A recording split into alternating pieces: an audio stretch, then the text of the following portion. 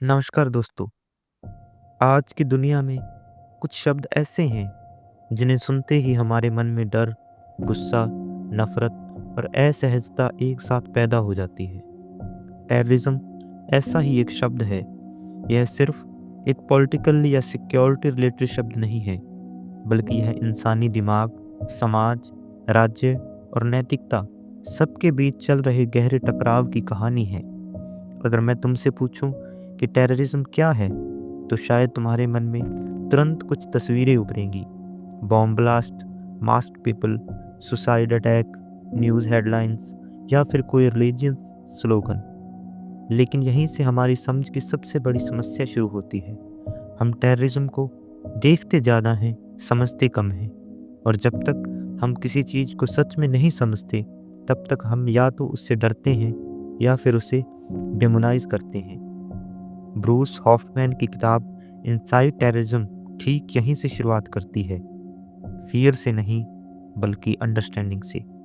आज टेररिज्म को समझना इसलिए ज़रूरी नहीं कि हम टेररिस्ट बनना चाहते हैं, बल्कि इसलिए समझना ज़रूरी है क्योंकि हम लोकतांत्रिक, सोचने वाले, नैतिक समाज में रहना चाहते हैं।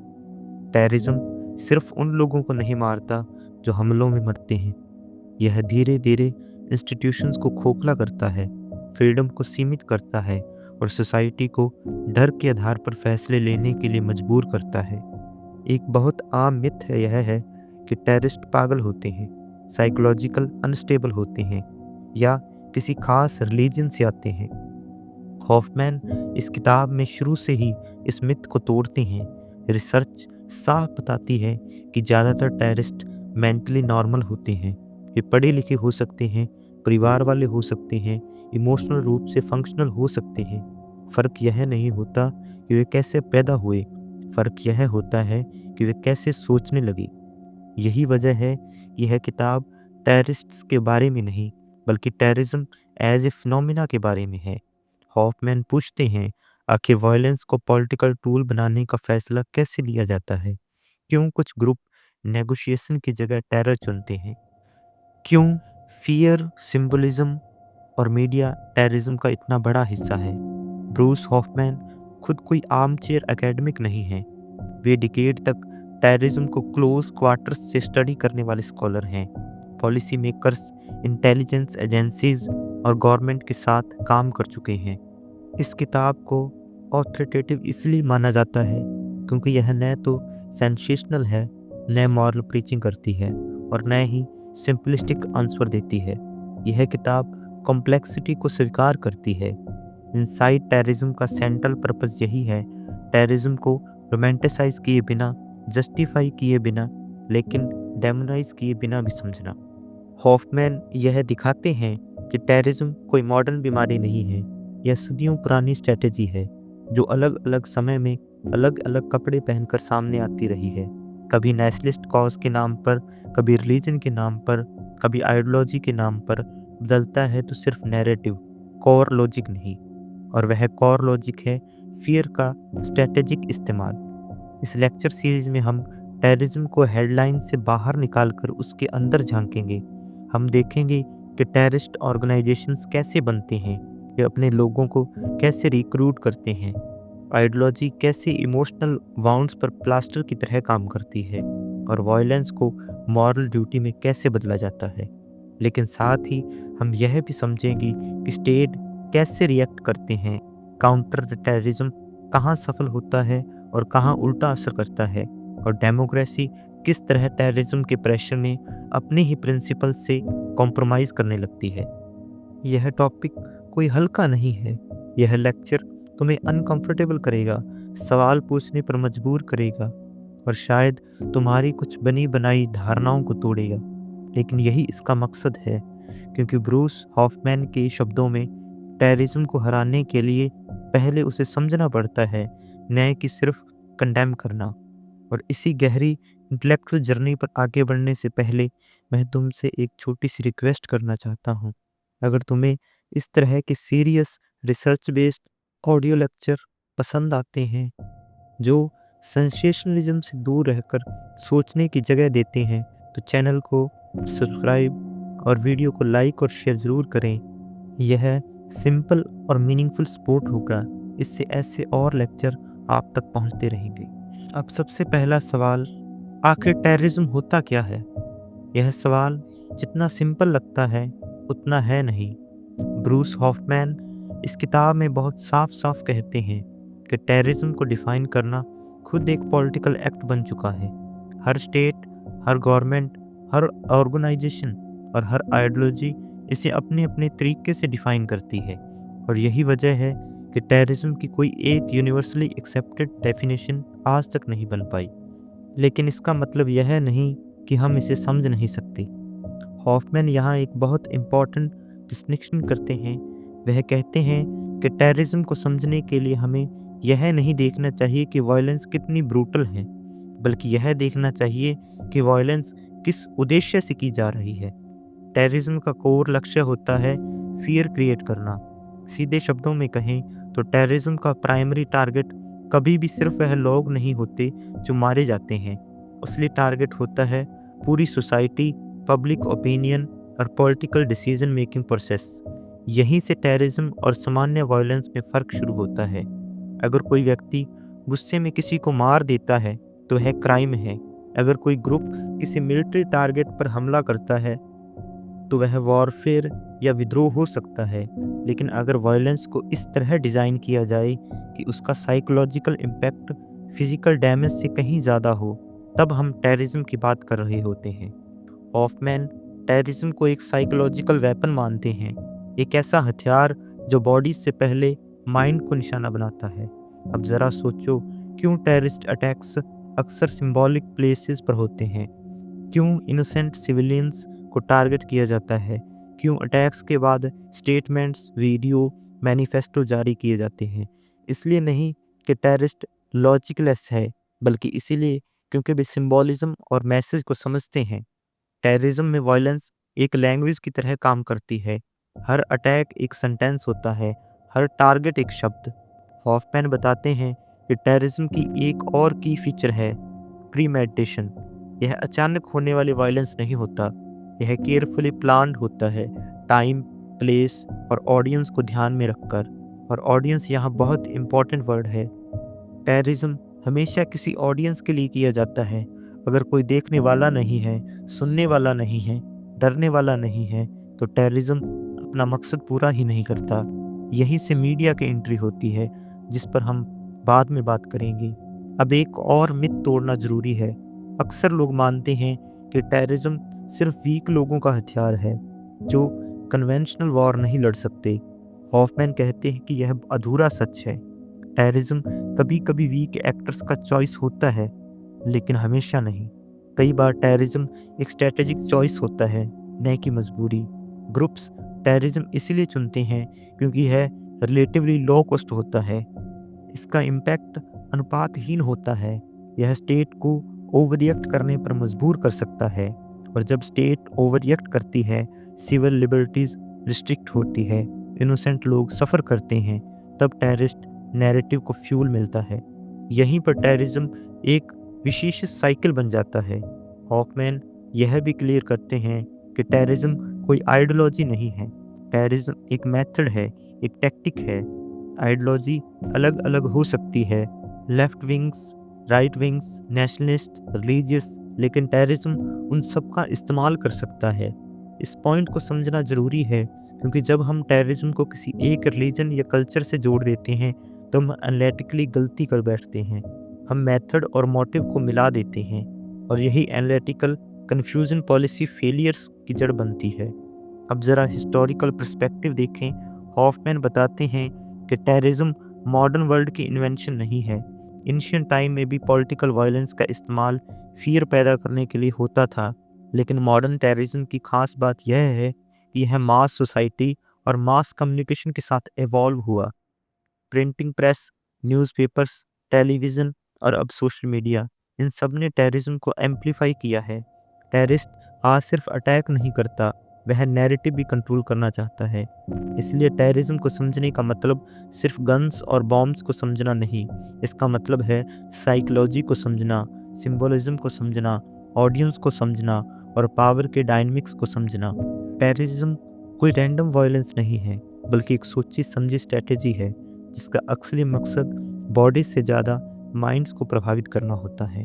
अब हम टेररिज्म, गुरिल्ला वारफेयर और इंसर्जेंसी यानी विद्रोह के बीच के फ़र्क को समझते हैं।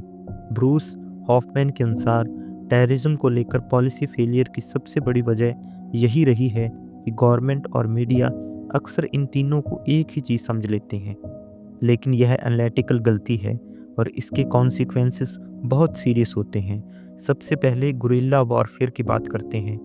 गुरिल्ला वॉरफेयर आमतौर पर आर्म्ड संघर्ष का एक तरीका होता है जिसमें relatively weak force strong enemy के खिलाफ लड़ती है।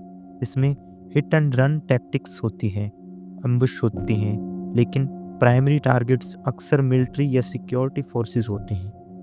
गुरिल्ला फाइटर्स खुद को सोल्जर मानते हैं और वह टेरिटरी, रिसोर्सेज या कंट्रोल के लिए लड़ रहा होता है।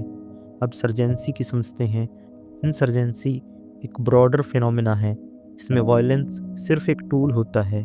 इंसर्जेंसी का मकसद होता है स्टेट की लेजिटिमेसी को चैलेंज करना, लोकल पॉपुलेशन का सपोर्ट जीतना और पैरेलल अथॉरिटी इस्टेब्लिश करना। इंसर्जेंट ग्रुप्स स्कूल्स चलाते हैं, कोर्ट्स बनाते हैं, टैक्सेस कलेक्ट करते हैं। वायलेंस उनके लिए साधन है, लक्ष्य नहीं। अब यहीं से टेररिज्म अलग होता है। टेररिज्म का प्राइमरी गोल टेरिटरी कंट्रोल नहीं होता। टेररिस्ट का मकसद पॉपुलेशन को गवर्न करना नहीं होता। उसका कोर ऑब्जेक्टिव होता है साइकोलॉजिकल शॉक, सिंबॉलिक इम्पैक्ट और फियर के जरिए पॉलिटिकल प्रेशर क्रिएट करना। इसलिए टेररिस्ट अटैक अक्सर ऐसे लोगों को टारगेट करते हैं जिनका कॉन्फ्लिक्ट से डायरेक्ट कोई लेना देना नहीं होता, सिविलियंस, क्योंकि सिविलियंस पर हमला सोसाइटी के इमोशनल कोर को हिला देता है। हॉफमैन एक इम्पॉर्टेंट बात कहते हैं, गुरिल्ला फाइटर चाहता है कि पॉपुलेशन उसका साथ दे, टेररिस्ट चाहता है कि पॉपुलेशन डर जाए। यह फ़र्क सटल लगता है, लेकिन इसके इम्प्लीकेशंस बहुत गहरे हैं। अब जरा सोचो, अगर स्टेट गुरिल्ला मूवमेंट्स को टेररिज्म समझ ले तो क्या होगा? स्टेट इनडिस्क्रिमिनेट रिप्रेशन शुरू कर देगी, लोकल पॉपुलेशन अलाइनेट हो जाएगी और इंसर्जेंट नैरेटिव को फ्यूल मिल जाएगा। और अगर स्टेट टेररिज्म को इंसर्जेंसी समझ ले तो वह नेगोशिएशन और कंसेशन की कोशिश करेगी, जबकि सामने वाला सिर्फ फियर बढ़ाने में इंटरेस्ट रखता है। हॉफमैन बार बार यह वार्न करते हैं कि गलत डायग्नोसिस से गलत इलाज होता है। अब एक और लेयर जोड़ते हैं, कई मूवमेंट्स टाइम के साथ अपना करैक्टर बदलते हैं। कुछ ग्रुप्स इंसर्जेंसी से शुरू होते हैं और टेररिज्म की तरफ शिफ्ट हो जाते हैं। कुछ टेररिस्ट ऑर्गेनाइजेशंस बाद में पॉलिटिकल एक्टर बनने की कोशिश करते हैं। इस फ्लूइडिटी की वजह से लेबल्स और भी कन्फ्यूजन वाले लगते हैं, लेकिन हॉफमैन इंसिस्ट करते हैं कि हमें लेबल्स से ज़्यादा बिहेवियर पैटर्न पर ध्यान देना चाहिए। टारगेट सिलेक्शन क्या है? वायलेंस का मैसेजिंग कैसे किया जा रहा है? ऑडियंस कौन है? अगर वायलेंस का मकसद बैटलफील्ड जीतना नहीं बल्कि न्यूज़ साइकिल डोमिनेट करना है तो हम टेररिज्म की टेरिटरी में हैं। एक और कॉमन मिसकंसेप्शन यह है कि टेररिज्म हमेशा रिलीजन ड्राइवन होता है। हॉफमैन हिस्टोरिकल एग्जाम्पल देकर बताते हैं कि मॉडर्न टेररिज्म की रूट्स अक्सर सेकुलर नेशनलिस्ट मूवमेंट्स में रही है। रिलीजन बाद में प्रोमिनेंट हुआ, इसलिए टेररिज्म को रिलीजन से जोड़ देना इंटेलेक्चुअल शॉर्टकट है और डेंजरस भी। अब एक और इथिकल कन्फ्यूज़न भी यहीं से पैदा होता है। अगर एक ग्रुप फ्रीडम फाइटर है या टेररिस्ट, यह सवाल अक्सर पॉलिटिक्स डिसाइड करती है, इथिक्स नहीं। हॉफमैन इस स्लोगन को क्रिटिकली डिसमेंटल करते हैं, one man's terrorist is another man's freedom fighter. वह कहते हैं कि मॉरल रिलेटिविज्म एनालिस्ट को कमज़ोर करता है। हमें एक्शंस और मेथड्स को देखना होगा, न कि सिर्फ कॉज को।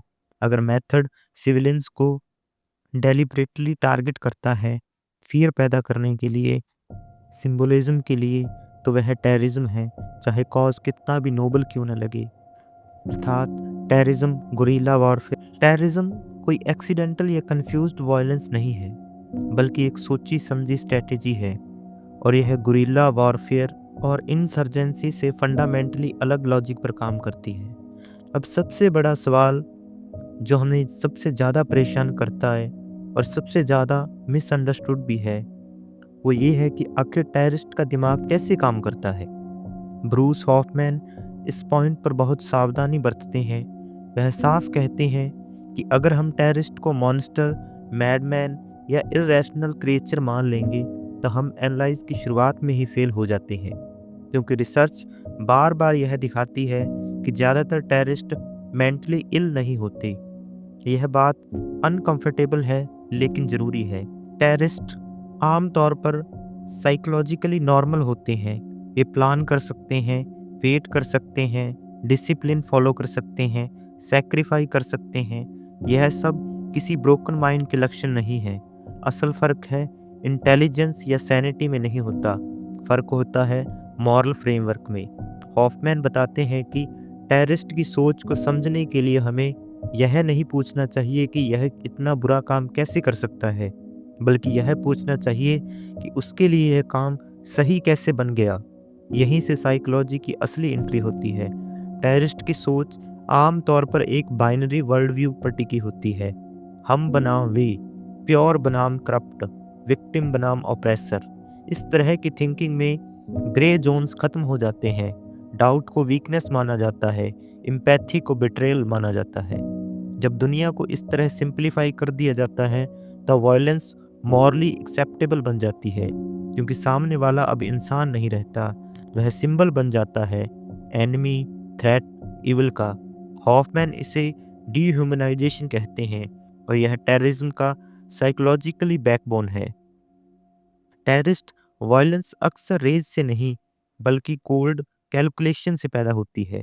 अटैक के टारगेट, टाइमिंग, मेथड सब कुछ केयरफुली चूजन होता है। इसका मतलब यह नहीं कि इमोशंस एब्सेंट हैं। इमोशंस बहुत पावरफुल होते हैं। एंगर, ह्यूमिलेशन, रिवेंज, इनजस्टिस का सेंस। लेकिन आइडियोलॉजी इन इमोशंस को स्ट्रक्चर देती है, डायरेक्शन देती है। इमोशन रॉ मटेरियल है, आइडियोलॉजी उसका ब्लूप्रिंट है। हॉफमैन इस बात पर जोर देते हैं कि लोग पहले एंग्री नहीं होते और फिर टेररिस्ट बन जाते हैं। अक्सर लोग पहले मीनिंग की तलाश में होते हैं। Identity crisis, personal failure, collective humiliation, ये सब फर्टाइल ग्राउंड बनाते हैं। टेररिस्ट ऑर्गेनाइजेशन इस ग्राउंड पर एक पावरफुल नैरेटिव होती है और यह नैरेटिव कहता है तुम इनसिग्निफिकेंट नहीं हो, तुम अकेले नहीं हो, तुम्हारा दर्द रैंडम नहीं है। और वायलेंस एक पर्पज सर्व करती है। यही वायलेंस मीनिंगलेस डिस्ट्रक्शन से बदलकर मॉरल मिशन बन जाती है। अब ग्रुप साइकोलॉजी को समझना जरूरी है। टेररिस्ट रेयरली अकेले एक्ट करता है, ग्रुप उसके लिए मॉरल शेल्टर बन जाता है। ग्रुप में इंडिविजुअल कॉन्साइंस डिसॉल्व होने लगती है, रिस्पॉन्सिबिलिटी डिफ्यूज हो जाती है, डिसीजंस कलेक्टिव बन जाते हैं, इसलिए गिल्ट कम महसूस होता है। हॉफमैन इसे मॉरल डिस्प्लेसमेंट कहते हैं। मैं नहीं मार रहा, ऑर्गेनाइजेशन मार रही है। मैं नहीं डिसाइड कर रहा, लीडरशिप कर रही है। मैं सिर्फ रोल निभा रहा हूँ। इस तरह वायलेंस पर्सनल चॉइस नहीं रह जाती बल्कि ऑर्गेनाइजेशनल ड्यूटी बन जाती है। और यहीं से ओबीडियंस, लॉयल्टी और सेक्रीफाइस जैसे शब्द सेंट्रल हो जाते हैं। एक और मिसकंसेप्शन यह है कि टेररिस्ट डेथ से नहीं डरता। हॉफमैन बताते हैं कि डर खत्म नहीं होता, उसे रीफ्रेम किया जाता है। डेथ को डिफीट नहीं, विक्ट्री बताया जाता है। फियर को शेम में बदला जाता है। इस साइकोलॉजिकल रीफ्रेमिंग के बिना सुसाइड टेररिज्म को समझना इम्पॉसिबल है। इसका मतलब है कि टेररिस्ट कोई अलग स्पीशीज नहीं है, वह वही इंसान है जो एक खास नैरेटिव, ग्रुप डायनेमिक्स और मॉरल लॉजिक के अंदर रीशेप हो चुका है।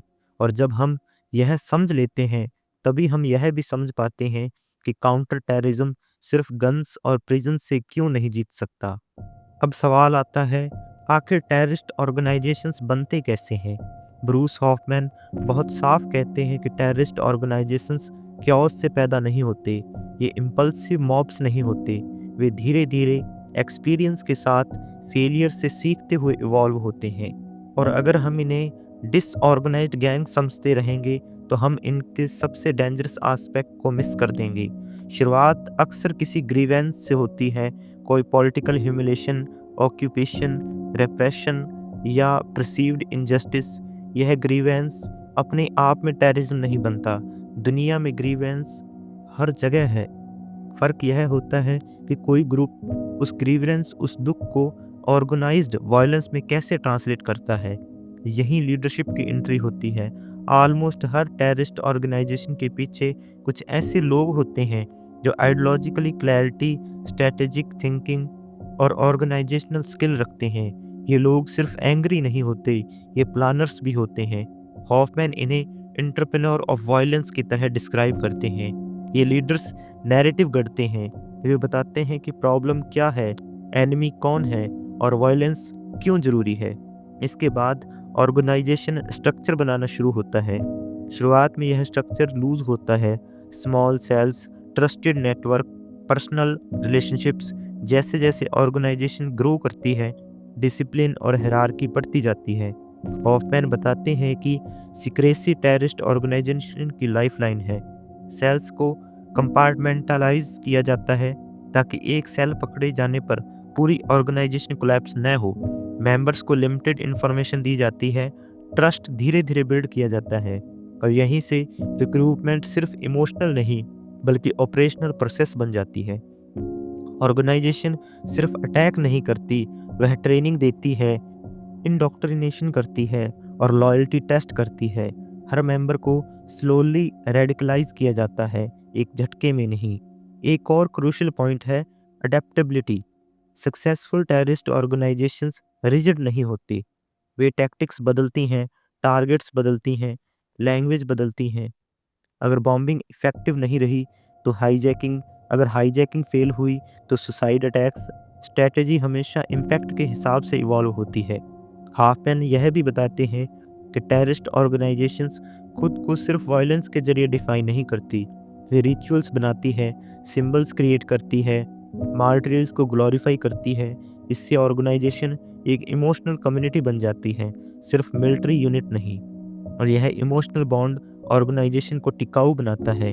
फंडिंग भी एक अंडर एस्टिमेट आस्पेक्ट है। टेररिस्ट ऑर्गेनाइजेशंस पैसे के बिना नहीं चलती। Donations, criminal activities, state support, सबका रोल होता है। लेकिन इंटरेस्टिंग बात यह है कि बहुत कम बजट में भी टेररिज्म डिस्प्रपोर्शनेट डैमेज कर सकता है।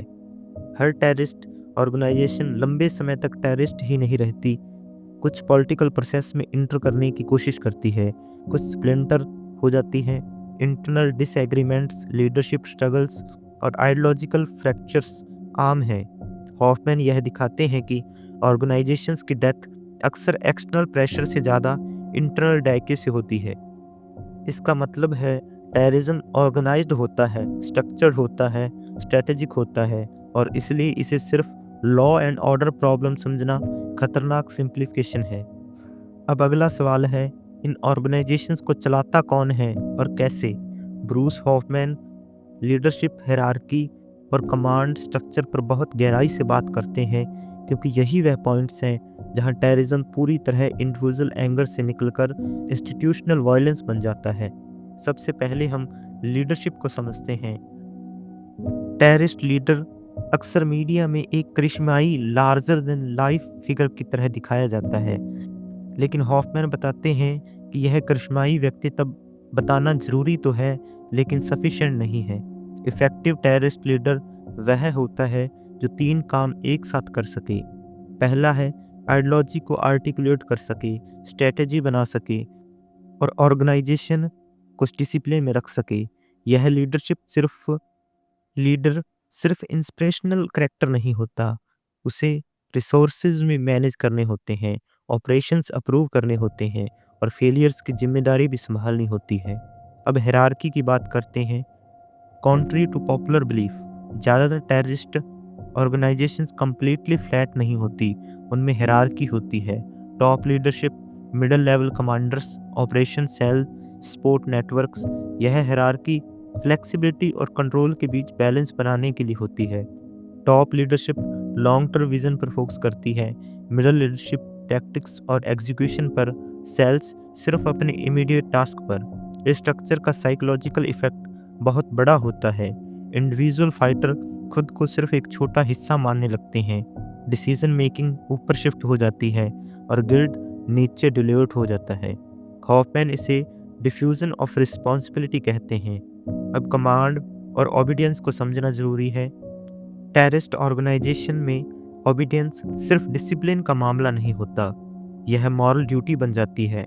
ऑर्डर्स को क्वेश्चन करना धोखा माना जाता है, डाउट को वीकनेस।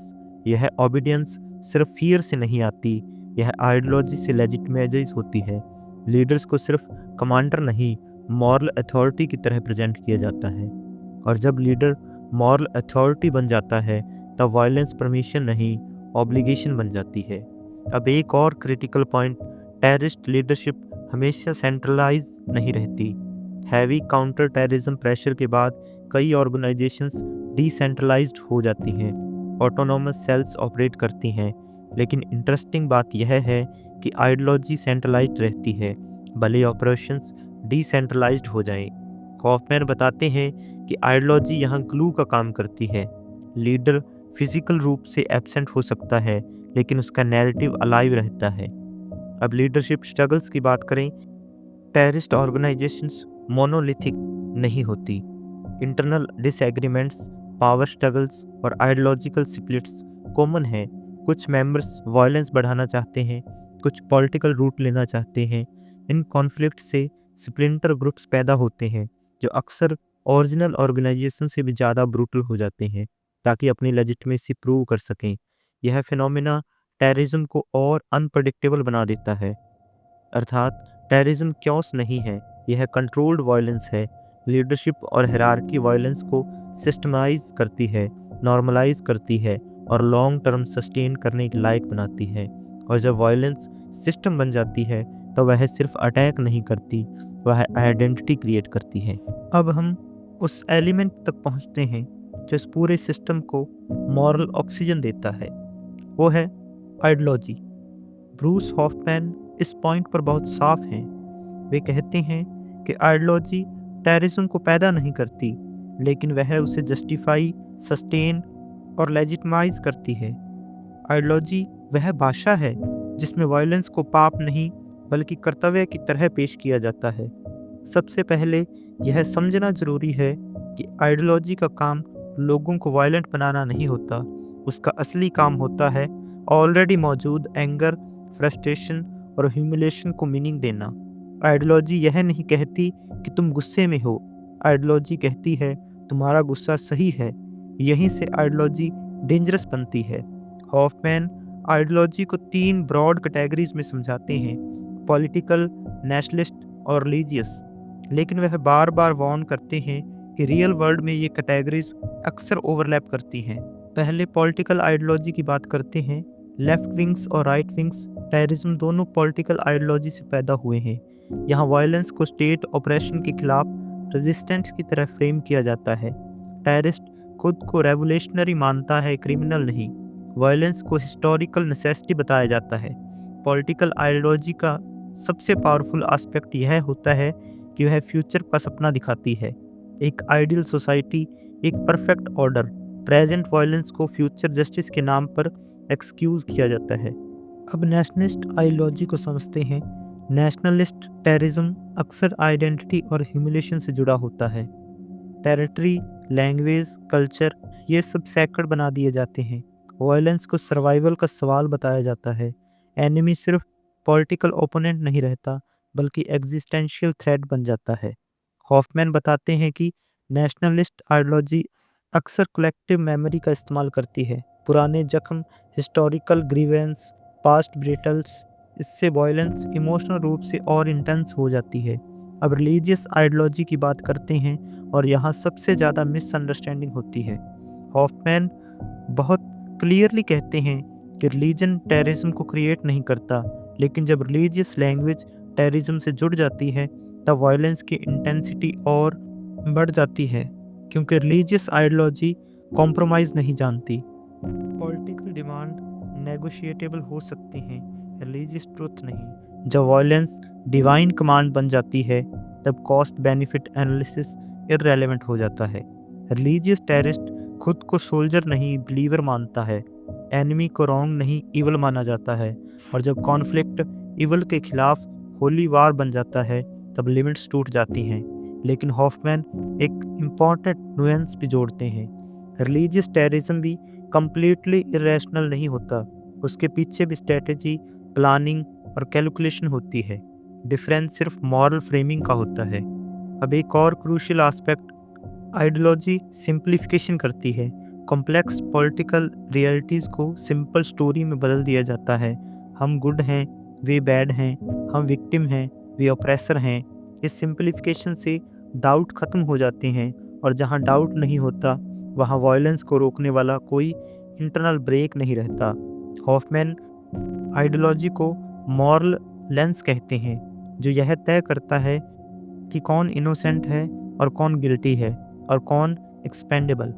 आइडियोलॉजी एलोन कभी सफिशिएंट नहीं होती, लेकिन आइडियोलॉजी के बिना टेररिज्म लंबे समय तक चल भी नहीं सकता। अर्थात आइडियोलॉजी टेररिज्म का इंजन नहीं है, लेकिन स्टीयरिंग व्हील जरूर है।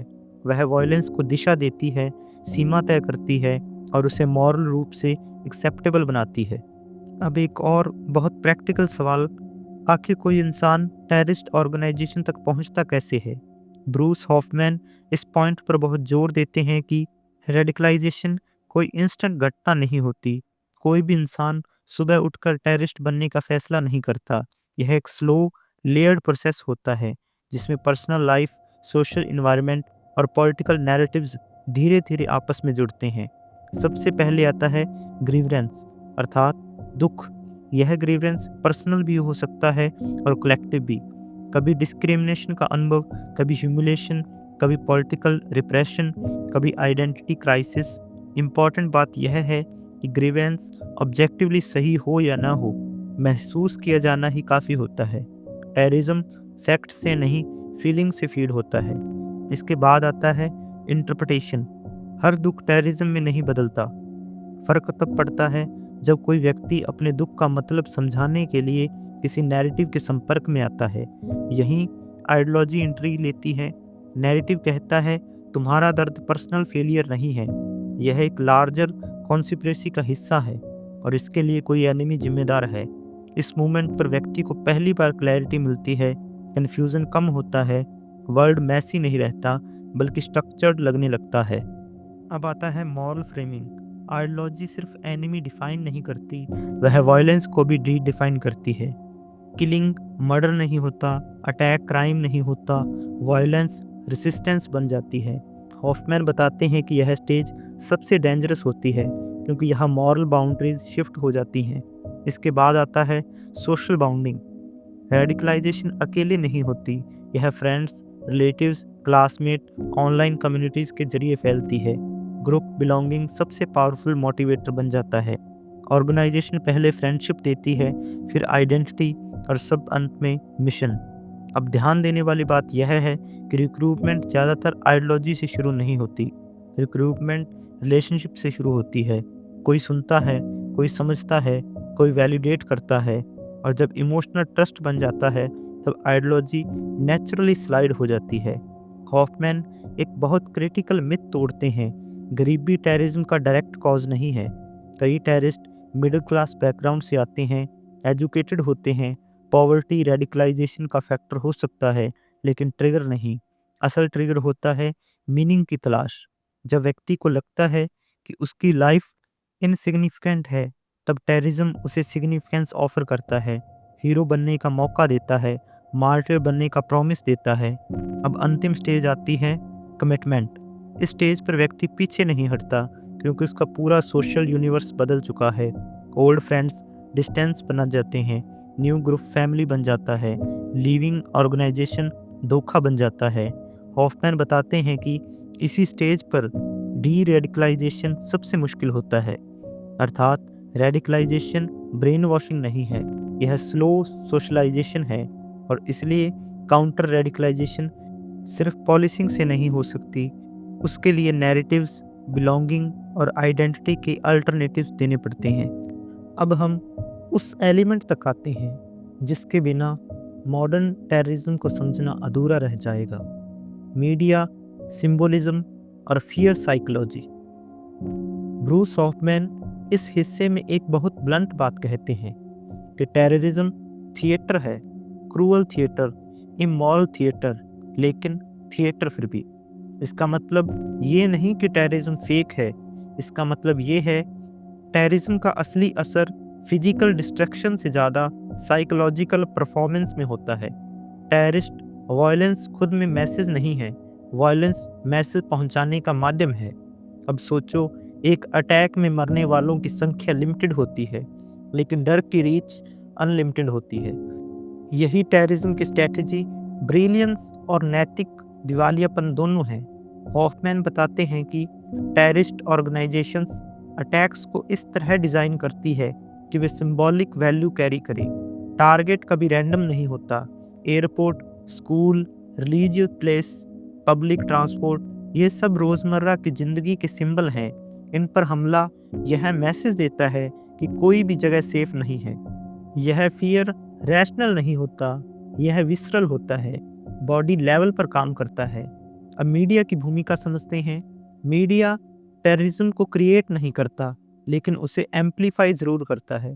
टेररिस्ट यह जानते हैं कि उनका असली ऑडियंस विक्टिम्स नहीं, बल्कि व्यूअर्स हैं। News cycle, headlines, breaking news, ये सब टेररिज्म के इम्पैक्ट को मल्टीप्लाई करते हैं। हॉफमैन यह पॉइंट बहुत केयरफुल तरीके से रखते हैं। वह मीडिया को विलेन नहीं बनाते, लेकिन यह दिखाते हैं कि टेररिस्ट और मीडिया के बीच एक सिंबॉलिक रिलेशनशिप बन जाता है। मीडिया को शॉकिंग कंटेंट चाहिए, टेररिस्ट को अटेंशन चाहिए, और इस अटेंशन में फियर, आउटरीच और पॉपुलराइजेशन ग्रो करता है। अब सिंबोलिज्म की बात करते हैं। टेररिस्ट अटैक सिर्फ डैमेज नहीं करते, ये स्टोरीज क्रिएट करते हैं। मार्टिडम्स वीडियो, स्टेटमेंट्स, फ्लैग्स, स्लोगन, ये सब सिंबॉलिक लैंग्वेज हैं। वायलेंस को रिचुअल में बदला जाता है, डेथ को मीनिंग दिया जाता है। सिंबोलिज्म का साइकोलॉजिकल इफेक्ट ये होता है कि इंडिविजुअल वायलेंस कलेक्टिव मेमोरी बन जाती है। अटैक खत्म हो जाता है, लेकिन उसका सिंबल जिंदा रहता है। और फियर साइकोलॉजी को समझते हैं। फियर लॉजिक से ऑपरेट नहीं करता, फियर प्रोबेबिलिटी नहीं देखता। एक रेयर इवेंट भी अगर ड्रामेटिक हो तो फियर डिस्प्रोपोर्शनेट हो जाता है। टेररिज्म इसी ह्यूमन बायस का फ़ायदा उठाता है। हॉफमैन बताते हैं कि टेररिज्म का अल्टीमेट गोल क्याओस नहीं, बल्कि ओवर रिएक्शन होता है। जब सोसाइटी डर के कारण अपने वैल्यूज़ कॉम्प्रोमाइज़ करने लगती है, जब स्टेट सिविल लिबर्टीज़ रिस्ट्रिक्ट करती है, जब माइनॉरिटी सस्पेक्ट बन जाती है, तब टेररिज्म अपने ऑब्जेक्टिव के काफ़ी करीब पहुंच जाता है। इसलिए टेररिज्म सिर्फ बॉम्ब और गन से नहीं जीतता, वह पॉलिसी और साइकोलॉजी के जरिए जीतता है। अब एक सटल लेकिन important point, media driven terrorism एक फीडबैक लूप क्रिएट करता है। अटेंशन मिलता है, कॉपीकैट अटैक्स होते हैं, टैक्टिक्स स्प्रेड होती है, फियर नॉर्मलाइज हो जाता है। हॉफमैन इस ट्रेंड को मॉडर्न टेररिज्म की सबसे डेंजरस एवोल्यूशन मानते हैं। अर्थात टेररिज्म वायलेंस से ज़्यादा नैरेटिव का खेल है। जो ऑर्गेनाइजेशन नैरेटिव कंट्रोल कर लेती है, वही साइकोलॉजिकल बैटलफील्ड जीतती है। अब हम उस विषय पर पहुंचते हैं जो टेररिज्म को लेकर सबसे ज़्यादा शौक, डर और मॉरल कन्फ्यूजन पैदा करता है, सुसाइड टेररिज्म। अक्सर इसे सुनते ही एक सवाल मन में आता है कि कोई इंसान जानबूझकर अपनी जान क्यों देगा? क्या यह प्योर मैडनेस है? क्या यह ब्रेन वॉशिंग है? ब्रूस हॉफमैन सबसे पहले इसी सिंपलिस्टिक सोच को तोड़ते हैं। ये साफ कहते हैं कि अगर हम सुसाइड टेररिज्म को सिर्फ इंसैनिटी या ब्लाइंड फेथ कहकर डिसमिस कर देंगे, तो हम इसके पीछे काम कर रही स्ट्रेटेजी, साइकोलॉजी और ऑर्गेनाइजेशन को समझ ही नहीं पाएंगे। सबसे पहले एक अनकंफर्टेबल ट्रुथ स्वीकार करना होगा, सुसाइड टेररिज्म इफेक्टिव रहा है। मॉरल रूप से यह घृणित है, लेकिन स्ट्रेटेजी रूप से कई ऑर्गेनाइजेशन ने इसे इसलिए अपनाया क्योंकि इसने अटेंशन, फियर और पॉलिटिकल प्रेशर पैदा किए। हॉफमैन बताते हैं कि सुसाइड टेररिज्म अचानक पैदा नहीं हुआ, यह एक एवोल्यूशन का नतीजा है। जब ट्रेडिशनल टैक्टिक्स स्टेट डिफेंस को पेंट्रेट नहीं कर पाती, तब ऑर्गेनाइजेशंस ऐसे तरीकों की तरफ बढ़ती है जिनका साइकोलॉजिकल इम्पैक्ट मैक्सिमम हो।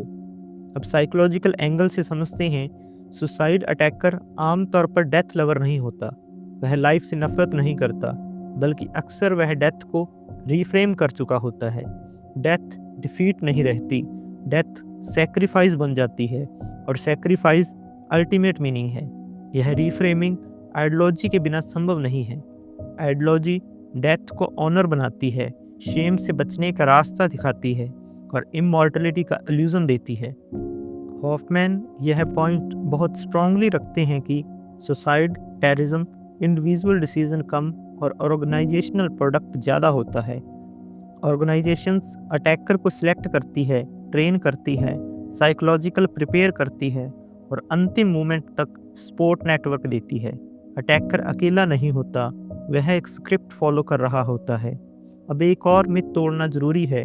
सुसाइड अटैकर हमेशा डेस्परेट, अनएजुकेटेड या पुअर नहीं होते। रिसर्च दिखाती है कि कई सुसाइड अटैकर एजुकेटेड होते हैं, सोशली इंटीग्रेटेड होते हैं और रैशनल प्लानिंग करने में सक्षम होते हैं। फ़र्क डेस्परेशन का नहीं, बिलीफ सिस्टम का है। हॉफमैन बताते हैं कि सुसाइड टेररिज्म में ऑर्गेनाइजेशन का इन्वेस्टमेंट बहुत हाई होता है, इसलिए अटैकर्स केयरफुली चूजन होते हैं, रैंडम लोग नहीं।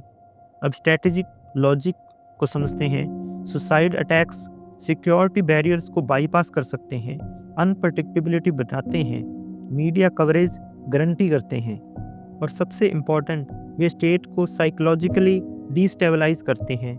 स्टेट हर जगह गार्ड नहीं लगा सकती, हर व्यक्ति को सस्पेक्ट नहीं बना सकती और जब ऐसा करती है तब डेमोक्रेसी खुद घायल होती है। यही सुसाइड टेररिज्म की रियल विक्ट्री होती है, फिजिकल डैमेज से नहीं, सिस्टम फियर से। अब मॉरल डायमेंशन पर आते हैं। सुसाइड टेररिज्म एथिक्स को कंफ्यूज करता है क्योंकि हमें प्रिपरेटर और विक्टिम दोनों मरते हैं। सोसाइटी इंस्टिंक्टिवली इसे इरेशनल कहती है, लेकिन उसे समझने की जिम्मेदारी से बचा जा सकता है। लेकिन हॉफमैन आर्ग्यू करते हैं कि अंडरस्टैंडिंग और जस्टिफिकेशन अलग अलग चीज़ें हैं। समझना जरूरी है ताकि रोका जा सके, ना समझना सिर्फ रिपीट होने का रास्ता खोलता है। अर्थात सुसाइड टेररिज्म मैडनेस नहीं है, यह कैलकुलेटेड वायलेंस है जिसे मॉरल लैंग्वेज में रैप किया गया है। और जब वायलेंस कैलकुलेशन और बिलीफ का कॉम्बिनेशन बन जाता है तब वह इसे डेंजरस फॉर्म में ले लेती है। ब्रूस हॉफमैन अब एक बहुत क्लियर लेकिन कंट्रोवर्शियल बात कहते हैं। टेररिज्म सिर्फ वीक नॉन स्टेट एक्टर्स का हथियार नहीं है। कई बार स्टेट्स खुद टेररिज्म को इनडायरेक्ट टूल की तरह इस्तेमाल करती हैं। सबसे पहले ये समझना ज़रूरी है कि स्टेट स्पॉन्सर टेररिज्म का मतलब ये नहीं है कि कोई स्टेट ओपनली बॉम्ब फेंक रही है।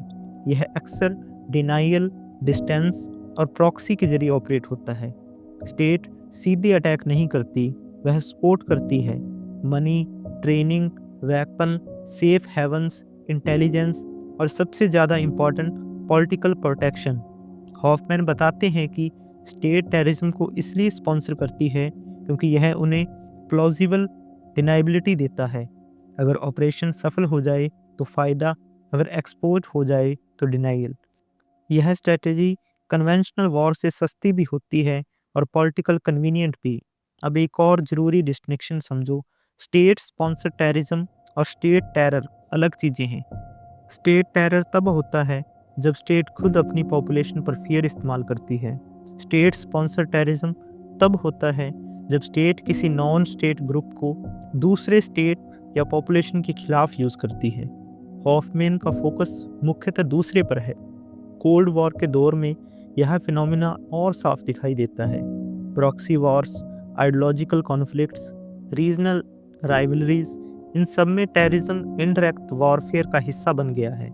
स्टेट्स टेररिस्ट ग्रुप्स को स्ट्रेटेजिक एसेट की तरह देखने लगती हैं, लेकिन यहाँ एक पैराडॉक्स है।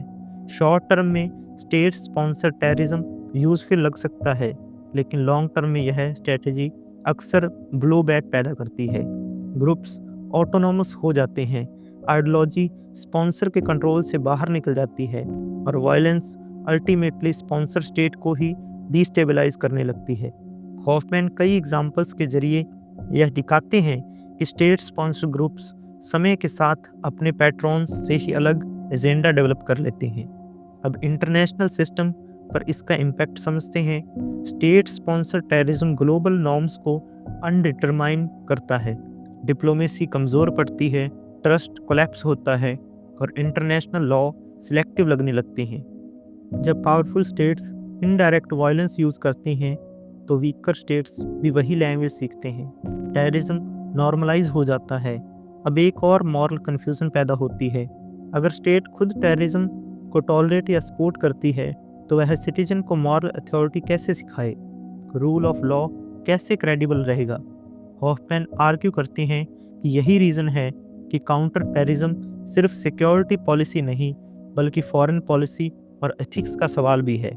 अर्थात जब स्टेट टेररिज्म का इस्तेमाल करती है तो टेररिज्म लेजिटिमेसी की भाषा भी सीख लेता है, और जब वायलेंस लेजिटिमेसी की भाषा सीख ले तो उसे रोकना और भी मुश्किल हो जाता है। अब हम उस बदलाव को समझेंगे जिसने टेररिज्म को लोकल वायलेंस से ग्लोबल फिनोमिना में बदल दिया, टेक्नोलॉजी और ग्लोबलाइजेशन। ब्रॉस होफमैन बताते हैं कि मॉडर्न टेररिज्म की सबसे डिफाइनिंग फीचर उसकी रीच है। पहले आतंक सीमित जियोग्राफी में कन्फाइन रहता था, आज एक अटैक कहीं भी हो उसका साइकोलॉजिकल इम्पैक्ट हर जगह महसूस किया जाता है। और इस बदलाव की सबसे बड़ी वजह है टेक्नोलॉजी। सबसे पहले कम्युनिकेशन टेक्नोलॉजी को समझो। Internet, encrypted messaging, social media, इन सब ने टेररिस्ट ऑर्गेनाइजेशन को वह दिया है जो पहले सिर्फ स्टेट के पास था। ग्लोबल कम्युनिकेशन कैपेबिलिटी, जब रिक्रूटमेंट किसी एक शहर या कैंप तक सीमित नहीं है, नैरेटिव ऑनलाइन ट्रैवल करता है, आइडियोलॉजी बॉर्डर नहीं पहचानती, रेडिकलाइजेशन बेडरूम में मोबाइल स्क्रीन पर हो सकती है, तो हॉफमैन बताते हैं कि डिजिटल स्पेस ने टेररिज्म को डिसेंट्रलाइज लेकिन सिंक्रोनाइज बना दिया है। फिजिकल लीडरशिप मारी जा सकती है लेकिन ऑनलाइन नैरेटिव को किल करना बहुत मुश्किल है। अब वेपन टेक्नोलॉजी की बात करते हैं। मॉडर्न वेपन्स ज़्यादा लीथल, ज़्यादा पोर्टेबल और ज़्यादा एक्सेसिबल हो चुके हैं। एक्सप्लोसिव्स बनाना पहले से आसान हुआ है, नॉलेज ऑनलाइन अवेलेबल है। इसका मतलब ये नहीं कि हर टेररिस्ट एक्सपर्ट बन जाता है, लेकिन एंट्री बैरियर कम हो गया है। अब ग्लोबलाइजेशन का दूसरा पहलू समझते हैं, movement of people and money. Global travel networks, migration flows, informal financial systems, इन सब ने टेररिज्म को लॉजिस्टिक्स सपोर्ट दिया है। टेररिस्ट्स नेटवर्क बॉर्डर के आर पार ऑपरेट कर सकते हैं, सेफ हेवंस ढूंढ सकते हैं और फंडिंग रूट्स डिवर्सिफाई कर सकते हैं। हॉफमैन ये पॉइंट बहुत केयरफुली रखते हैं कि ग्लोबलाइजेशन टेररिज्म को पैदा नहीं करती लेकिन उसे स्केल जरूर देती है। अब एक साइकोलॉजिकल शिफ्ट भी आता है। मॉडर्न टेररिस्ट खुद को लोकल फाइटर नहीं बल्कि ग्लोबल वॉरियर समझने लगते हैं। एनिमी एब्स्ट्रैक्ट हो जाता है, the west, the system, global operation. इस एब्स्ट्रैक्शन से वायलेंस और ब्रूटल हो जाती है क्योंकि विक्टिम्स कंप्लीटली एनोनिमस हो जाते हैं। टेक्नोलॉजी सिंबलिज्म को भी एम्पलीफाई करती है। अटैक सिर्फ लोकल मैसेज नहीं रहता, video, images, statements instantly circulate होते हैं। मार्टिडम ग्लोबल ऑडियंस के लिए परफॉर्म किया जाता है। हॉफमैन बताते हैं कि मॉडर्न टेररिज्म स्पीड पर डिपेंड करता है, speed of attack, speed of dissemination, speed of reaction, और स्पीड फियर को मल्टीप्लाई करती है। अब काउंटर टेररिज्म की कॉम्प्लेक्सिटी समझते हैं। टेक्नोलॉजी टेररिस्ट के हाथ में पावर देती है लेकिन स्टेट के हाथ में भी सर्विलेंस, इंटेलिजेंस और ट्रैकिंग टूल देती है। यह एक कांस्टेंट आर्म रेस बन जाती है, encryption versus decryption, anonymity versus identification, freedom versus security. यही डेमोक्रेसी का सबसे बड़ा टेंशन पैदा होता है। हॉफमैन वार्न करते हैं कि अगर स्टेट्स टेक्नोलॉजी के नाम पर अनलिमिटेड सर्विलेंस को नॉर्मलाइज कर देती है तो टेररिज्म इनडायरेक्ट रूप से जीत जाता है क्योंकि सोसाइटी अपने ही वैल्यूज से कॉम्प्रोमाइज कर लेती है। अर्थात मॉडर्न टेररिज्म वायलेंस से ज़्यादा नेटवर्क है और नेटवर्क को बॉम्ब से नहीं सिस्टम से समझा जाता है। अब एक स्वाभाविक सा सवाल उठता है, तो फिर इसे रोका कैसे जाए? यहीं से हम काउंटर टेररिज्म की कठिन और अक्सर विवादास्पद दुनिया में प्रवेश करते हैं। ब्रूस हॉफमैन कहते हैं कि टेररिज्म के खिलाफ कोई सिल्वर बुलेट नहीं है, कोई एक पॉलिसी, कोई एक लॉ, कोई एक ऑपरेशन ऐसा नहीं जो इस समस्या को हमेशा के लिए ख़त्म कर दे, क्योंकि टेररिज्म सिर्फ सिक्योरिटी प्रॉब्लम नहीं है, यह पॉलिटिकल प्रॉब्लम है, साइकोलॉजिकल प्रॉब्लम है और मॉरल प्रॉब्लम भी है। सबसे पहले मिलिट्री फोर्स की बात करते हैं। मिलिट्री एक्शन कई बार ज़रूरी होती है। लीडर्स को एलिमिनेट करना, कैंपस को डिस्ट्रॉय करना, अटैक्स को डिस्टर्ब करना, यह सब इम्पोर्टेंट है। हॉफमैन यह नहीं कहते कि फोर्स बेकार है, लेकिन वह साफ करते हैं कि फोर्स नेसेसरी हो सकती है, सफिशिएंट नहीं। क्योंकि मिलिट्री एक्शन सिम्टम्स को टारगेट करती है, कॉजेज को नहीं। एक लीडर मारा जाता है, दूसरा पैदा हो जाता है, एक कैंप डिस्ट्रॉय होता है, नैरेटिव बचा रहता है। और जब नागरिक जनहानि होती है, तब टेररिस्ट नैरेटिव को फ्यूल मिलता है। वायलेंस खुद वायलेंस को जन्म देती है। अब इंटेलिजेंस की भूमिका समझते हैं। इफेक्टिव काउंटर टेररिज्म का बैकबोन इंटेलिजेंस है, इंफॉर्मेशन, एनालिसिस, एंटीसेप्शन। बट इंटेलिजेंस सिर्फ डेटा नहीं है, यह कॉन्टेक्स्ट है, कल्चर है, साइकोलॉजी की अंडरस्टैंडिंग है। हॉफमैन बताते हैं कि कई फेलियर्स इसलिए होते हैं क्योंकि स्टेट्स डेटा तो कलेक्ट कर लेते हैं, लेकिन मीनिंग नहीं समझ पाते। सिग्नल्स होते हैं, लेकिन इंटरप्रिटेशन गलत होती है।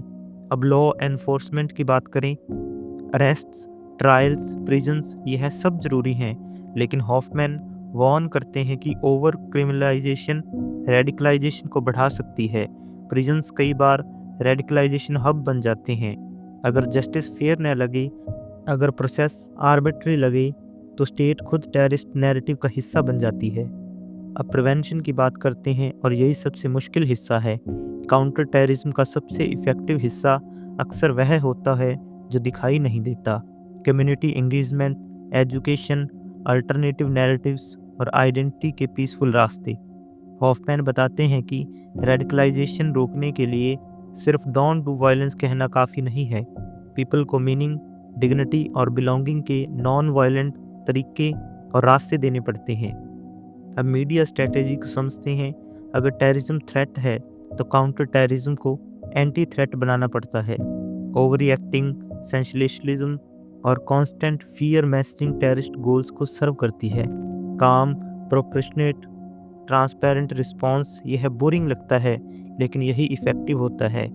अब एक और क्रिटिकल पॉइंट, डेमोक्रेसी और काउंटर टेररिज्म। हॉफमैन बार बार वार्न करते हैं कि जब डेमोक्रेसी टेररिज्म से लड़ते हुए अपने प्रिंसिपल्स छोड़ देती है, तब टेररिज्म मॉरल विक्ट्री हासिल कर लेता है। Unlimited surveillance, indefinite detention, torture, यह शॉर्ट टर्म सिक्योरिटी दे सकते हैं, लेकिन लॉन्ग टर्म लेजिटिमेसी डिस्ट्रॉय करते हैं।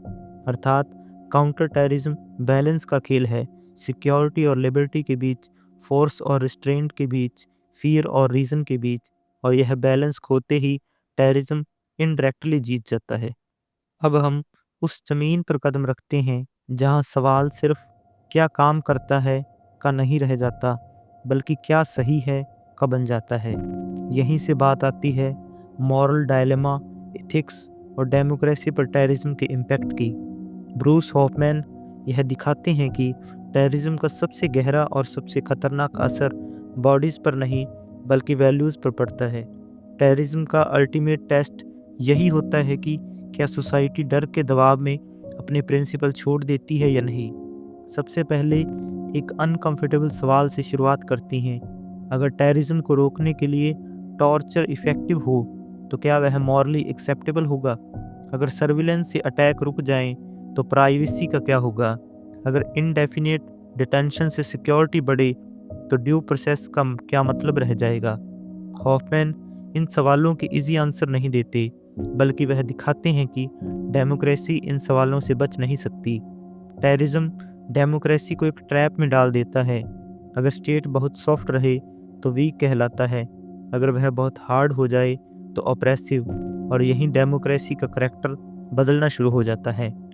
हॉफमैन बताते हैं कि डेमोक्रेटिक स्टेट्स अक्सर टेररिज्म के प्रेशर में एक्सेप्शनल मेजर्स को नॉर्मल बना देती है। टेम्परेरी लॉज परमानेंट हो जाते हैं, इमरजेंसी पावर्स रूटीन बन जाते हैं, सिटीजन धीरे धीरे सर्विलेंस के आदी हो जाते हैं। प्रॉब्लम ये नहीं कि सिक्योरिटी मेजर्स लिए जाते हैं, प्रॉब्लम ये है कि वे बिना अकाउंटेबिलिटी के लिए जाते हैं। अब इथिक्स की बात करते हैं। टेररिज्म डेलिब्रेट तौर पर इनोसेंट्स को टारगेट करता है, यह क्लियर मॉरल रॉन्ग है। लेकिन काउंटर टेररिज्म में मॉरल क्लैरिटी धुंधली हो जाती है। कोलेक्टरल डैमेज, मिस्टेकन आइडेंटिटी, प्रोफिलिंग, यह सब इथिकल ग्रे जोन्स क्रिएट करते हैं। और टेररिस्ट ऑर्गेनाइजेशंस इन्हीं ग्रे जोन्स को एक्सप्लॉइट करते हैं। हॉफमैन एक बहुत शार्प ऑब्जर्वेशन करते हैं। वे कहते हैं कि टेररिज्म डेमोक्रेसी को फिजिकली डिफीट नहीं कर सकता, लेकिन वह डेमोक्रेसी को मॉरली एग्जॉस्ट कर सकता है। जब सोसाइटी लगातार डर में रहती है, जब सस्पिशन नॉर्मल हो जाता है, जब माइनॉरिटीज़ परमानेंट सस्पेक्ट बन जाती है, तब डेमोक्रेसी हेलो लगने लगती है। अब एक और क्रिटिकल डायलेमा, सिक्योरिटी बनाम लिबर्टी को अक्सर जीरो सम गेम की तरह पेश किया जाता है, या तो सेफ रहो या फ्री रहो। हॉफमैन इस फ्रेमिंग को रिजेक्ट करते हैं। ये कहते हैं कि लॉन्ग टर्म सिक्योरिटी लिबर्टी के बिना पॉसिबल नहीं है। अगर लोग स्टेट पर भरोसा नहीं करेंगे, अगर जस्टिस सिलेक्टिव लगेगा, तो एलाइनेशन बढ़ेगी, और एलाइनेशन रेडिकलाइजेशन का फ्यूल है। यही टेररिज्म और काउंटर टेररिज्म एक विशियस मॉरल लूप में फंस जाते हैं। अब मीडिया और पब्लिक डिस्कोर्स की एथिकल रिस्पॉन्सिबिलिटी भी आती है। अगर फियर को ओवरप्ले किया जाए, अगर इंटायर कम्युनिटीज़ को ब्लेम किया जाए, तो टेररिज्म अपने गोल के करीब पहुंच जाता है। हॉफमैन बताते हैं कि डेमोक्रेसी की असली ताकत उसकी पेशेंस में होती है, इंस्टेंट रिवेंज में नहीं। अर्थात टेररिज्म डेमोक्रेसी को मिरर दिखाता है। यह पूछता है, तुम अपने आइडियाज़ पर कितने टिके रह सकते हो जब हालात सबसे मुश्किल हों। और अगर डेमोक्रेसी इस टेस्ट में फेल हो जाए, तो टेररिज्म बिना जीते ही जीत जाता है। अब हम इस पूरी इंटेलेक्चुअल जर्नी के आखिरी कोर स्टेज पर पहुंचते हैं, टेररिज्म का फ्यूचर। ब्रूस हॉफमैन इस हिस्से में कोई ड्रामेटिक प्रोफेसी नहीं करते, न ही साइंस फिक्शन जैसा डर फैलाते हैं। वह बहुत कामली एविडेंस और हिस्टोरिकल पैटर्न्स के आधार पर यह समझाने की कोशिश करते हैं कि टेररिज्म आगे किस दिशा में इवॉल्व हो सकता है, और स्टेट्स व सोसाइटीज़ को किस बात के लिए तैयार रहना चाहिए। सबसे पहली और सबसे इम्पॉर्टेंट बात, टेररिज्म ख़त्म नहीं होने वाला। यह बात पैसिमिस्टिक नहीं है, यह रियलिस्टिक है। जैसे क्राइम ख़त्म नहीं हुआ, वॉर ख़त्म नहीं हुई, वैसे ही टेररिज्म की कम्प्लीटली डिसअपीयर नहीं करेगा। सवाल यह नहीं कि टेररिज्म रहेगा या नहीं, सवाल वह है कि वह किस फॉर्म में रहेगा। फ्यूचर टेररिज्म की सबसे बड़ी पहचान होगी फ्रेगमेंटेशन। ट्रेडिशनल हिरार्किकल ऑर्गेनाइजेशंस कम होंगी, लार्ज सेंट्रलाइज्ड ग्रुप वनरेबल हो चुके हैं, लीडरशिप को टारगेट किया जा सकता है, फंड्स ट्रेस किए जा सकते हैं। इसलिए हॉफमैन प्रेडिक्ट करते हैं कि टेररिज्म ज़्यादा डिसेंट्रलाइज्ड, नेटवर्क बेस्ड और लूजली कनेक्टेड होगा। आइडियोलॉजिकल सेंट्रलाइज्ड रहेगी, लेकिन ऑपरेशनल ऑटोनोमस होंगे। यहीं से लोन वॉल्फ या लीडरलेस रेजिस्टेंस जैसे मॉडल उभरते हैं। लोन एक्टर्स ऑर्गेनाइजेशनल कंट्रोल में नहीं होते, लेकिन आइडियोलॉजिकल इकोसिस्टम में होते हैं। कोई डायरेक्ट आदेश नहीं देता, लेकिन नैरेटिव गाइड करता है। यह फॉर्म काउंटर टेररिज्म के लिए सबसे चैलेंजिंग है, क्योंकि यहाँ क्लियर चेन ऑफ कमांड्स नहीं होती, कोई ऑब्वियस सिग्नल नहीं होता। अब टेक्नोलॉजी के फ्यूचर रोल पर आते हैं। हॉफमैन वार्न करते हैं कि फ्यूचर टेररिज्म में टेक्नोलॉजी सिर्फ टूल नहीं रहेगी, यह फोर्स मल्टीप्लायर बनेगी। Cheap drones, cyber capabilities, online radicalization, deep fake propagandas, यह सब फ्यूचर बैटलफील्ड का हिस्सा होंगे। लेकिन वह एक इम्पॉर्टेंट बैलेंस भी रखते हैं। टेक्नोलॉजी टेररिस्ट को पावर देती है, लेकिन स्टेट्स को भी अनप्रेसिडेंटेबल सर्विलेंस और इंटेलिजेंस कैपेबिलिटीज़ देती हैं। फ्यूचर कॉन्फ्लिक्ट सिर्फ बॉम्ब्स का नहीं होगा, यह इंफॉर्मेशन, परसेप्शन और लेजिटिमेसी का कॉन्फ्लिक्ट होगा। अब आइडियोलॉजी के फ्यूचर को समझते हैं। हॉफमैन कहते हैं कि आइडियोलॉजी का स्वरूप बदलेगा, लेकिन उसके फंक्शन वही करेंगे, मीनिंग देना, आइडेंटिटी देना और वायलेंस को जस्टिफाई करना। प्योर रिलीजियस या प्योर पॉलिटिकल आइडियोलॉजीज कम होंगी, हाइब्रिड आइडियोलॉजीज ज़्यादा होंगी, आइडेंटिटी और ग्रीवेंस और ग्लोबल नैरेटिव्स का मिक्स। फ्यूचर टेररिस्ट खुद को किसी एक नेशन का फाइटर नहीं, बल्कि सिविलाइजेशनल कॉन्फ्लिक्ट का हिस्सा समझेगा। इससे वायलेंस और ज़्यादा इम्पर्सनल हो जाएगी। अब स्टेट रिस्पॉन्स के फ्यूचर पर आते हैं। हॉफमैन की सबसे बड़ी वार्निंग यही है, अगर स्टेट्स टेररिज्म के डर में परमानेंटली इमरजेंसी मोड में चली गई, अगर सर्विलेंस नॉर्मल बन गया, अगर डिसेंट सस्पेक्ट बन गया, तो डेमोक्रेसी धीरे धीरे हॉलो हो जाएगी, और यही टेररिज्म की स्ट्रेटेजिक सक्सेस होगी। हॉफमैन कहते हैं कि फ्यूचर में टेररिज्म से ज़्यादा बड़ा खतरा हो सकता है टेररिज्म के नाम पर डेमोक्रेसी या इरोजन। यह एक सटल लेकिन डीप पॉइंट है। टेररिज्म फ्यूचर में शायद बॉडीज कम मारे लेकिन माइंड्स ज़्यादा कंट्रोल करे। Fear normalisation, suspicion culture, social fragmentation, ये सब लॉन्ग टर्म डैमेज हैं। इसलिए हॉफमैन इंसिस्ट करते हैं कि फ्यूचर प्रिपरेशन सिर्फ सिक्योरिटी प्रिपरेशन नहीं हो सकती, यह साइकोलॉजिकल, सोशल और मॉरल भी होनी चाहिए। सोसाइटीज़ को सीखना होगा फियर के साथ जीना, विदाउट पैनिक रिस्पॉन्ड करना, कॉम्प्लेक्सिटी को टॉलरेट करना। जो सोसाइटी कॉम्प्लेक्सिटी सहन नहीं कर पाती वे टेररिज्म के सामने फ्रजाइल हो जाती है। इस फाइनल कोर में हम यही समझेंगे कि टेररिज्म फ्यूचर में भी रहेगा लेकिन उसका सबसे बड़ा बैटलफील्ड गन्स नहीं माइंड्स होंगे। और जो सोसाइटी अपने माइंड, वैल्यूज़ और इंस्टीट्यूशंस को स्टेबल रख पाएगी वही टेररिज्म को लॉन्ग टर्म में न्यूट्रलाइज कर पाएगी।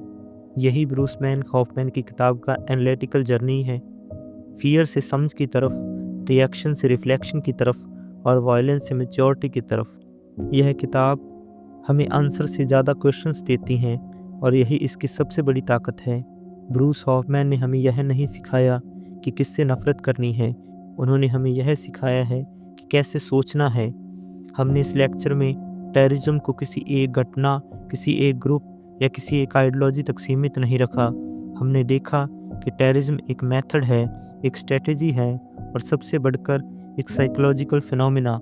इसका असली हथियार बॉम्ब या गन नहीं बल्कि डर है। ऐसा डर जो इंस्टीट्यूशंस को हिलाता है, वैल्यूज़ को टेस्ट करता है और सोसाइटी को ओवररिएक्ट करने पर मजबूर करता है। हमने यह भी समझा कि टेररिस्ट कोई एलियन नहीं होता, वह उसी सोसाइटी से आता है, उसी कल्चर में पलता है और उन्हीं ह्यूमन इमोशन से बना होता है जिनसे हम बने हैं। फ़र्क यह नहीं कि वह इंसान है या नहीं, फ़र्क यह है कि उसका मॉरल फ्रेमवर्क कैसे रीशेप हुआ। यह समझ अनकंफर्टेबल है लेकिन ज़रूरी है क्योंकि डेमोनाइजेशन आसान होती है, अंडरस्टैंडिंग मुश्किल। हॉफमैन बार बार हमें यही याद दिलाते हैं, टेररिज्म को कंडेम करना आसान है और करना भी चाहिए, लेकिन टेररिज्म को समझना उससे भी ज़्यादा ज़रूरी है क्योंकि जो चीज़ समझी नहीं जाती वह बार बार लौट कर आती है। इस लेक्चर का एक सेंट्रल लेसन यही रहा है कि टेररिज्म सिर्फ सिक्योरिटी फेलियर नहीं, यह पॉलिटिकल फेलियर भी है, सोशल फेलियर भी है और कई बार मॉरल फेलियर भी। जब स्टेट्स सिर्फ फोर्स पर भरोसा करती है, जब सोसाइटीज़ कॉम्प्लेक्सिटी सहन नहीं कर पाती, जब फियर रीज़न पर हावी हो जाता है, तब टेररिज्म को स्पेस मिलती है। हमने यह भी देखा है कि काउंटर टेररिज्म का सबसे बड़ा चैलेंज टेररिज्म को मारना नहीं बल्कि डेमोक्रेसी को बजाय रखना है, क्योंकि अगर टेररिज्म के डर में हमने अपने प्रिंसिपल्स छोड़ दिए तो फिजिकल रूप से भले हम जीत जाएं, मॉरल रूप से हम हार जाते हैं। हॉफमैन की सबसे गहरी वार्निंग यही है, टेररिज्म डेमोक्रेसी को बंदूक से नहीं हराता, वह उसे थका देता है और इसी थकान में सोसाइटीज़ शॉर्टकट लेने लगती हैं। Unlimited surveillance, collective suspicion, permanent emergency mindset. लेकिन मैच्योरिटी यहीं टेस्ट होती है। एक मैच्योर सोसाइटी वह नहीं होती जो कभी डरती नहीं, बल्कि वह होती है जो डर के बावजूद सोचती रहती है। अगर इस पूरी किताब का एक फिलोसफिकल कंक्लूजन निकाला जाए तो वह यही होगा कि वायलेंस को समझे बिना रोका नहीं जा सकता और समझ जस्टिफिकेशन नहीं होती। अंडरस्टैंडिंग और जस्टिफिकेशन के बीच का फ़र्क ही सिविलाइजेशन और बार्बरिज्म के बीच का फ़र्क है।